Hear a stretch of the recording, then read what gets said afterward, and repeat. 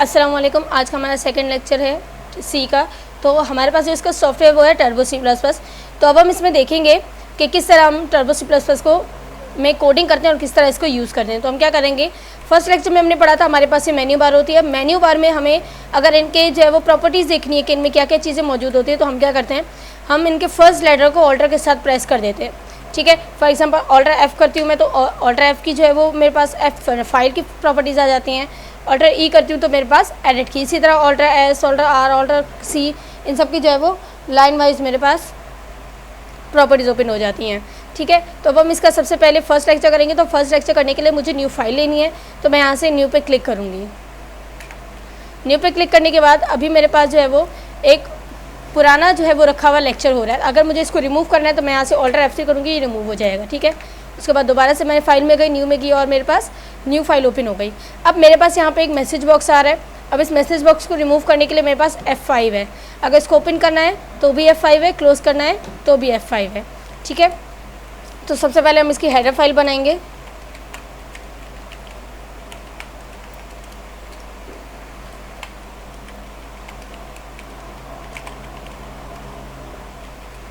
ठीक है, तो अब हमने इसमें जो है वो हमारी हेडर फाइल बनाई जिसमें हमने इंक्लूड को ऐड किया, और इसमें STD का मीन्स होता है standard, IO means input output, .h means header file, same as नीचे CON means console, IO means input output, .h means header file है। ठीक है, उसके बाद हमने यहाँ पे वॉइड मेन बना दिया। ठीक है, अब ब्रैकेट में हम चाहें वॉइड लिखें या ना लिखें एक ही बात है।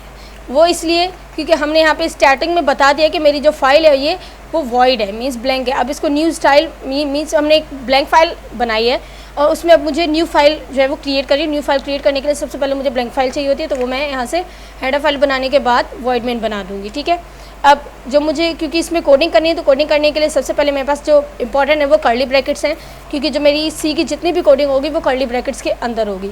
ठीक है, अब मैंने क्या करना है, सबसे पहले मैंने यहाँ पे क्लियर स्क्रीन दे देती हूँ। क्लियर स्क्रीन इसलिए कि अगर मेरा कोई पिछला प्रोग्राम रन हो रहा है तो वो जो है वो रिमूव हो जाए और जो अभी मैं कर रही हूँ वो जो है वो एग्जीक्यूट हो जाए। तो क्लियर स्क्रीन करने के बाद मैं यहाँ से सेमीकोलन लगाऊंगी। सेमीकोलन का मतलब होता है कि मेरी जो क्लियर स्क्रीन की कमांड है वो यहाँ पे एंड हो जाती है। ठीक है, उसके बाद मैंने यहाँ पे प्रिंट करना है।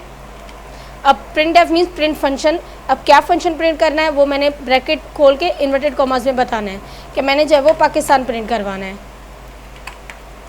इन्वर्टेड कॉमास करो, ब्रैकेट को। अब यहाँ पे भी मैं सेमीकोलन लगाऊंगी कि मेरा जो प्रिंट एफ की कमांड है वो यहाँ पे एंड को हो जाती है। ठीक है, उसके बाद क्योंकि अब मुझे रिजल्ट स्क्रीन पे जाना है, तो रिजल्ट स्क्रीन पे जाने के लिए ज़रूरी है कि मैं यहाँ पे जो है वो मेरा गेट ch बनाऊँ। गेट ch बनाया।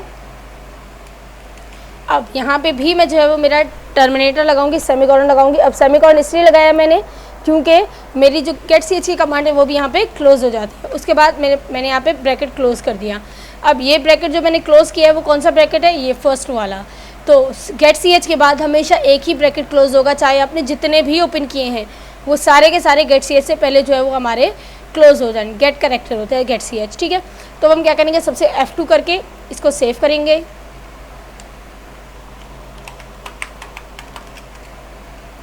अब सेव करते वक्त भी हमें एक चीज़ का ध्यान रखना है कि टर्बो सी प्लस में ये स्पेस अगर मैं यहाँ लगाती हूँ तो वो इसको स्पेस को रीड नहीं करता। अगर मैं इसको ओके करूँगी तो ये इसको एरर देगा।